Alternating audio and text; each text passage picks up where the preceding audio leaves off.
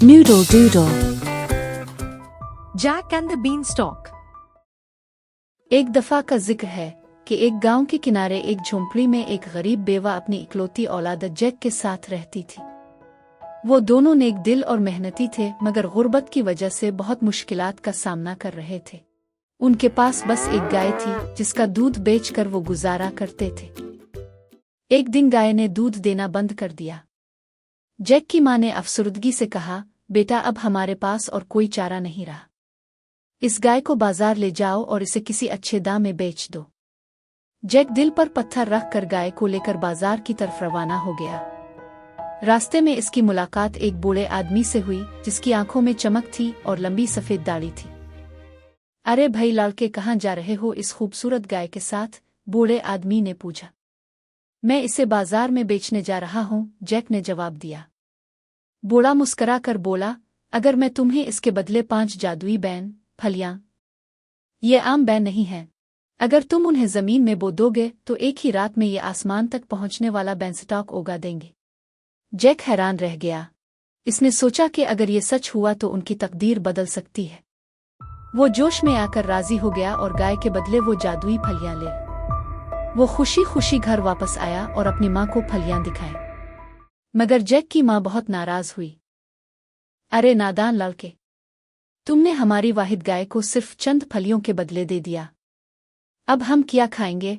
गुस्से में आकर उसने फलियों को खिड़की से बाहर फेंक दिए और जैक को भूखा सुला दिया। जैक उदास होकर सो गया, मगर सुबह जब वो जागा तो एक हैरत अंगेज मंजर उसके सामने था। खिड़की से बाहर इस जगह जहां फलियां फेंक के गए थे, एक बहुत बड़ा बेंस्टॉक उग चुका था जो आसमान में बादलों के पार जा रहा था। जैक की आंखें हैरत से चमक उठीं।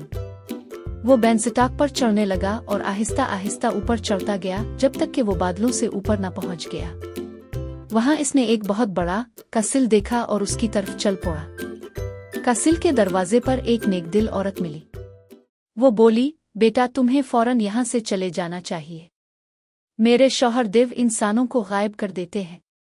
जैक बोला, मुझे बहुत भूख लगी है, क्या मुझे कुछ खाने को मिल सकता है? औरत को इस पर रहम आ गया और वो इसे अंदर ले गई।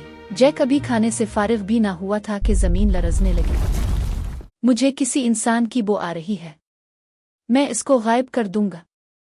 औरत ने जल्दी से जैक को एक बड़ी अलमारी में छुपा दिया। इतने में खौफनाक देव अंदर दाखिल हुआ और गुस्से से आसपास देखने लगा। यहाँ कोई नहीं है, तुम्हें वहम हो रहा है। देव ने कुछ देर बाद सुकून से खाना खाया, फिर एक बड़ी थैली निकाली जिसमें सोने के सिक्के भरे थे और फिर नींद में चला गया। जैक ने मौका गनीमत जाना जल्दी से सोने के कुछ सिक्के उठाए और बेंस्टॉक के जरिए नीचे उतर आया। जब इसकी माँ ने सोने के सिक्के देखे तो वो खुश हो गई और अब उनके दिन अच्छे गुजरने लगे। मगर कुछ दिन बाद सोना खत्म हो गया। जैक को फिर से बेंस्टॉक के ऊपर जाने का शौक हुआ और वो दोबारा कासिल पहुंच गया। इस बार इसने देखा कि देव के पास एक जादुई मुर्गी थी जो सुनहरी अंडे देती थी। जैक छुप कर बैठ गया और जैसे ही देव सोया, इसने जल्दी से मुर्गी उठाई और नीचे की तरफ भागा।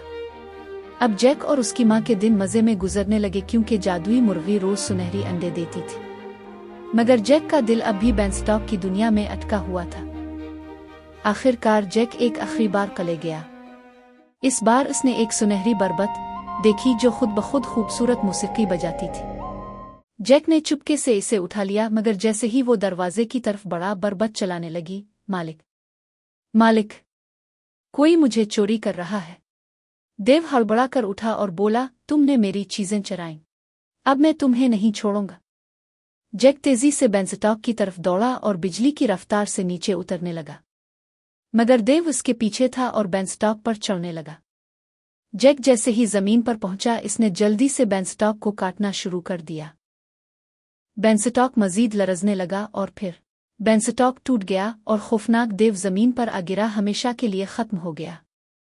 अब जैक और उसकी माँ खुशहाल जिंदगी गुजारने लगे। जादुई मुर्गी के सुनहरी अंडों और बरबत की धुनों ने उनकी जिंदगी को खुशियों से भर दिया और यूं वो हंसी खुशी रहने लगे।